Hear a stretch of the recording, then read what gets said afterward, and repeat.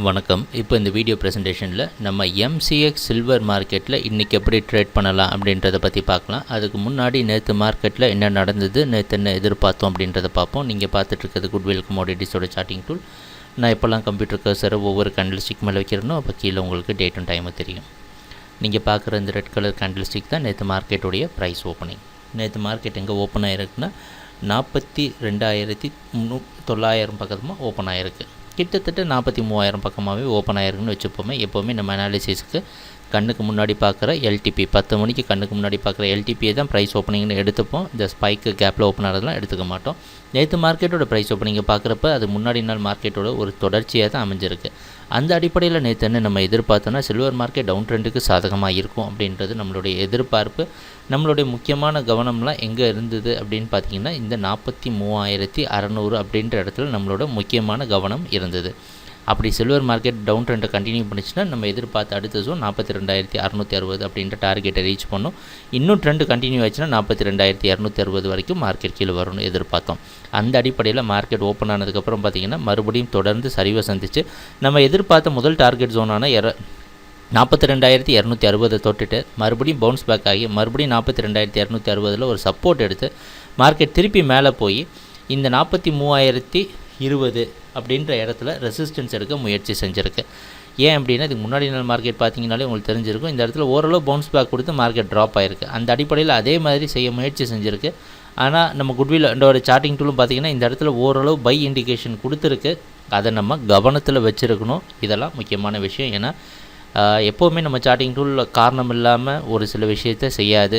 இந்த இடம் ஏன்னா நம்ம சார்ட்டிங் டூலுக்கு பல பழைய ஹிஸ்ட்ரி ஆஃப் சார்ட்டில் நடந்த சம்பவங்கள் எல்லாத்தையுமே கணக்கில் எடுக்கிற தன்மை இருக்க காரணத்தினால எவ்வளோ ப்ரைஸ் ட்ராப் ஆகி காரணம் இல்லாமல் இது ஒரு இண்டிகேஷன் கொடுக்காது. ஆனால் இது மூவிங் ஆவரேஜ் கீழே ட்ரேட் ஆகிட்டு இருந்த காரணத்தினால நம்ம இதை பெரிய லெவலில் கன்சிடர் பண்ண மாட்டோம். ஆனால் இந்த வார்னிங் சிக்னலை கண்டிப்பாக நம்ம எடுத்திருப்போம்.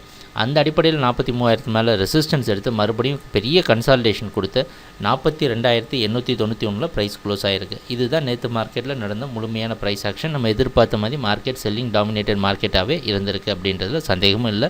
ஒரு நல்ல ஆப்பர்ச்சுனிட்டி வாய்ப்பும் கொடுத்துருக்கு நல்லா ப்ராஃபிட் பண்ணுறதுக்கு. சரி, இன்றைக்கி மார்க்கெட்டில் என்ன செய்யலாம் அப்படின்றது ரொம்ப முக்கியமான விஷயம். ஏன்னா நம்ம எல்லாருக்கும் தெரியும் 48,000 பக்கமாக இருந்து சில்வர் மார்க்கெட் தொடர்ந்து சரிவை சந்திச்சுட்டு வந்துட்டுருக்கு அப்படின்றது.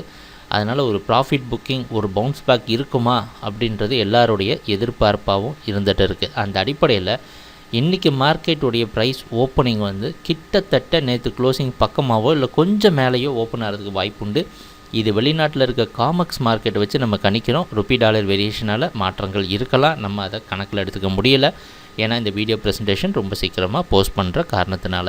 அந்த அடிப்படையில் என்ன ஒரே ஒரு விஷயம்னு பார்த்திங்கன்னா மறுபடியும் இந்த 43,000 மார்க்கெட் பிரேக் ஆச்சுன்னா ஒரு ப்ராஃபிட் புக்கிங், அதாவது 2 விதமாக பையிங் நடக்கும், 2 விதமாக செல்லிங் நடக்கும். எப்படி அப்படின்னா புதுசாக ஒருத்தர் எந்த பொருளுமே வாங்காமல் விற்காமல் புதுசாக செல் பண்ணலாம், அது ஒரு விதமான செல்லிங்.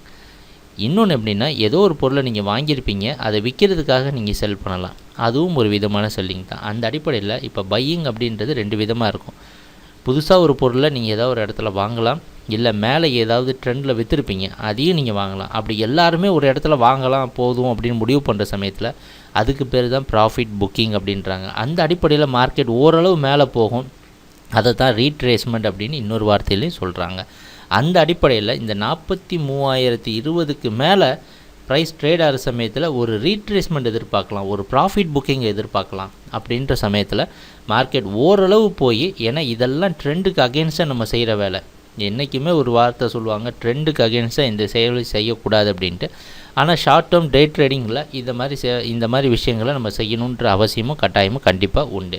டே ட்ரேட் பர்டிகுலராக டே ட்ரேடிங் பண்ணுறப்ப அந்த சமயத்தில் இந்த 43,000 ஏற்கனவே நம்ம குட்விலோட சார்ட்டிங் டூல் ஒரு இண்டிகேஷன் கொடுத்துருக்கு.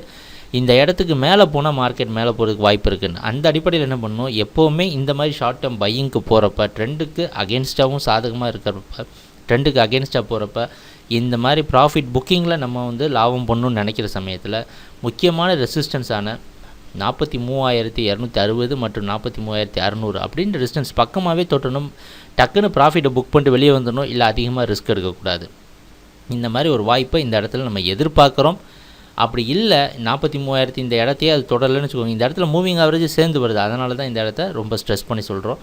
இப்போ இந்த இடத்துல ரெசிஸ்டன்ஸ் எடுக்காமையோ இந்த இடத்த தொடாமையோ ப்ரைஸ் கீழேயே ட்ரேட் ஆகிடுச்சுன்னா கவலையே இல்லை. நம்ம மறுபடியும் சில்வர் மார்க்கெட் ட்ரெண்டை கண்டினியூ பண்ணி 42,260 தொடுன்றது நம்மளோட எதிர்பார்ப்பாக இருக்கும். சரி, ட்ரேடிங் நடக்கிறப்ப பார்ப்போம் என்னென்ன மாற்றங்கள் வருதுன்னு. எங்கள் வீடியோ ப்ரெசன்டேஷனை தொடர்ந்து பார்த்துட்டு வந்ததுக்கு மிக்க நன்றி, மகிழ்ச்சி, வணக்கம்.